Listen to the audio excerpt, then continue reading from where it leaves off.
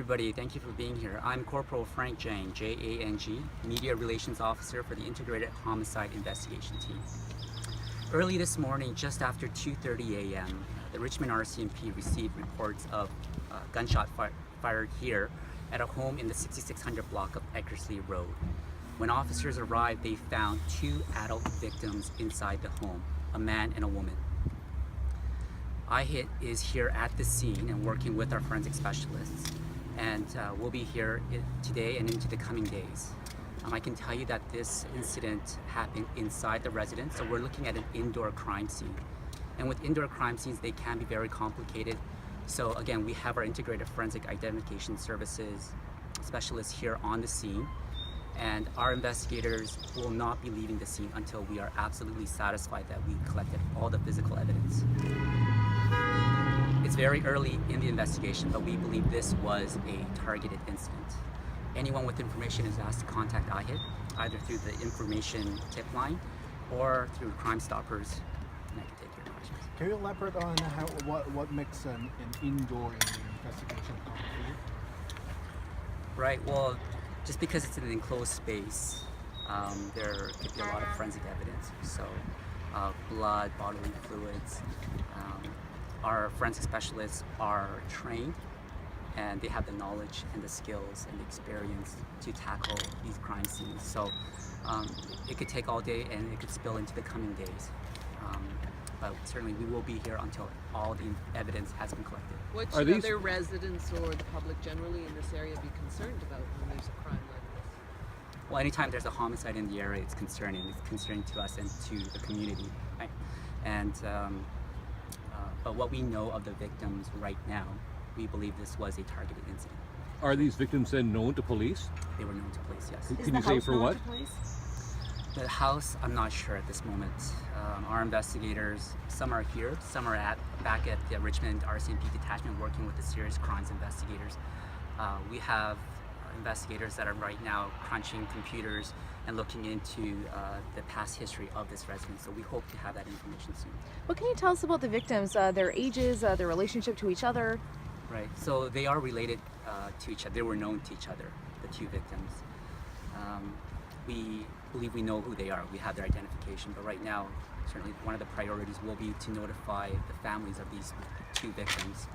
And as you can imagine, learning of their loved ones passing is not an easy thing to do. So that's going to be a priority for our investigators right now. How many other people were in the house, if any? My understanding is there are two victims, a man and a woman. Yeah. But no one else was in the house at the time? I don't have that information. So they are both victims of homicide? It's not a suicide, homicide? Okay. No, right now we're treating both as a homicide, double homicide.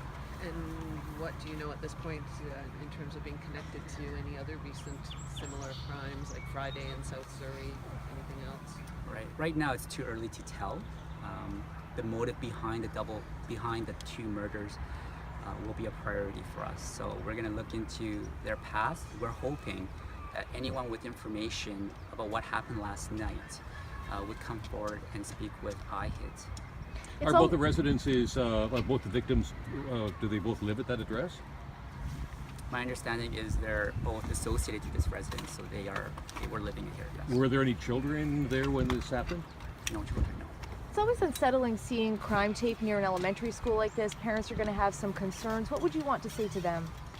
Absolutely. So early this morning at 2:30, the school was not open, fortunately, thankfully. So, but again, as you see behind me, the house is adjacent to a park and a schoolyard. So I do understand the concerns of parents, but I just would tell everyone when these things happen, is just to be vigilant and just to be mindful of your personal safety at all times. Were there signs of forced entry, or was this somebody that it appears that these two victims knew? Right. Right now, I don't have that information, so our investigators are just setting up here. It's actually only been 9 hours since the report of shots fired. Mm-hmm. So our forensic specialists, our IHIT investigators, our crime scene investigators are just setting up and are planning to meticulously go through the home and collect all the evidence. Were they shot? Were they shot? Yeah, I can't speak to the injuries, the mechanism of injury for the two victims, but we did receive reports of shots fired at 2:30 in the morning. And so that's how you found out about this. Somebody called 911 with shots fired. Yes. Is the Now, house? can you narrow it down a little bit? I mean, you said that this was targeted. Is it targeted for drugs or some kind of criminal activity, or is it domestic? Well, right now, as I said, they are known to police.